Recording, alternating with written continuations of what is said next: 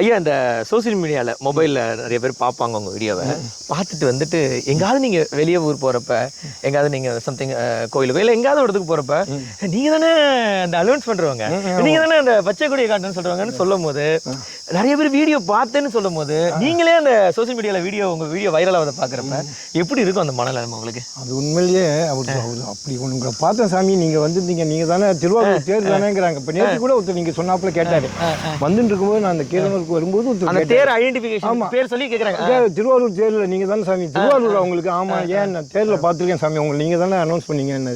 அது சொல்லும்போது அந்த லைஃப்பில் அவர் 5000 கோடி பணம் கொடுத்தா கூட ஒரு இன்பம் கிடைக்காது.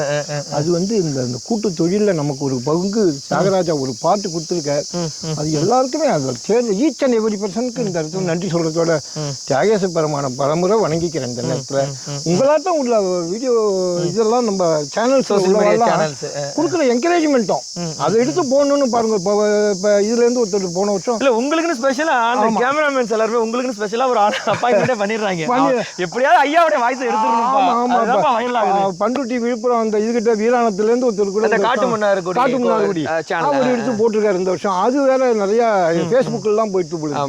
அதுமாரி உங்களாட்டம் நீங்கள்லாம் நிறையா போட்டுருக்காரு. உங்களெல்லாம் தற்பெருமைக்காக நீங்கள் எடுக்கிறேங்கிறதுக்காக சொல்லக்கூடாது. அது தியாகராஜாட்ட ஏதோ ஒரு பாக்கியம் இருக்கிறதுனால தான் உங்களாலையும் சொல்ல முடியுது. இந்த தியாகராஜான்னு சொல்கிறாள் அந்த ஒரு வார்த்தை புராணத்தில் என்ன சொல்லியிருக்காங்கன்னா தியாகராஜாவை பற்றி, தியாகராஜான்னு சொன்னாலும் மறுபிரிவியே கிடையாது.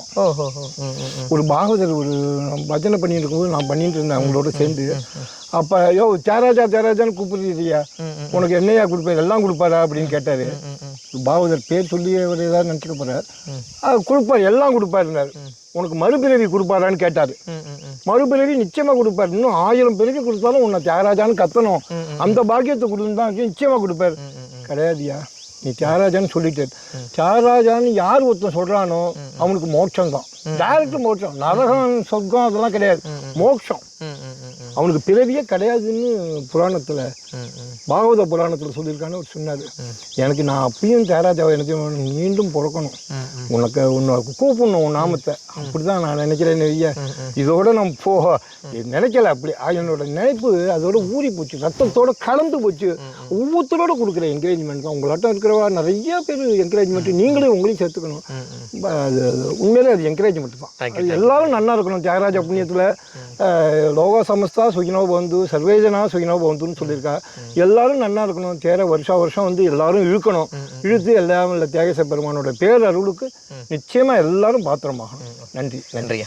டைலாக் மட்டும்